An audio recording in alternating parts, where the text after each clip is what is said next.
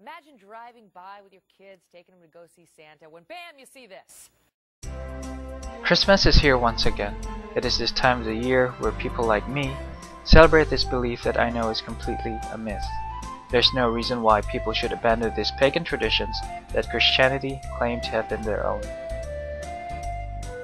If you're a Muslim or a Hindu, you may or may not celebrate the virgin birth of the child Jesus, among the dozens of virgin births in legends and in myth. But from lighting up Christmas trees to taking your kids to Santa, nothing can be as exciting as that when celebrating the Yuletide season.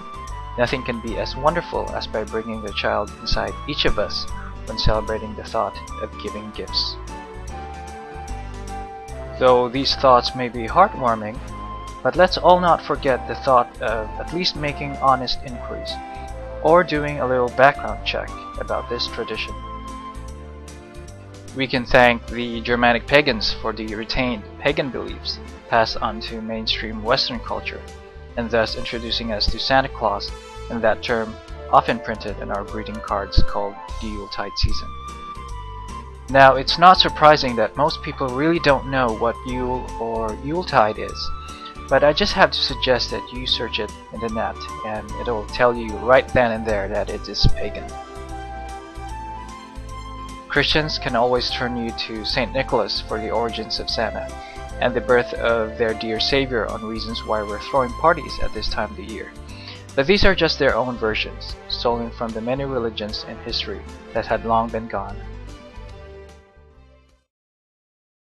Santa Claus could not have been invented without Odin, the great ruler of Asgard, who was believed to be dropping gifts into chimneys and into children's boots, and was later absorbed by Christmas, replacing boots to stockings, and fusing Odin and St. Nicholas, which resulted to this dude, unfortunately.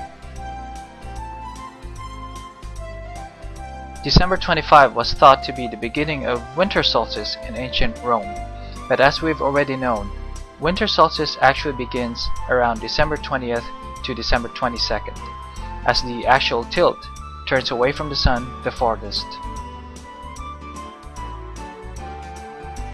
Winter festivals have always been popular, even before the spread of Christianity. The Yuletide celebration was one of them where people used to celebrate. That included the giving of gifts made of wheat products before the coming of a great famine and starvation. Whereas the ancient Roman Winter Solstice was established, where merriment with food and wine honoring the god Bacchus was then carried on and revised through post-pagan Rome. And we have the druidic items such as the hollies and mistletoes that you can find in homes and stores everywhere that were also hoarded to this present tradition. We're not here to break our friends' hearts or vandalize Christmas, especially in a neighborhood where celebrating and believing in it is important. All we're doing is to be a little educated about its history and to be mindful of other people in our community who doesn't believe in Christmas and who are more knowledgeable or maybe just doubtful about what we've been celebrating. It's a time for hope, basically. It's wrong what they're doing. For me, it is rather relieving to sit and talk with knowledge than to go merrymaking with blind ignorance.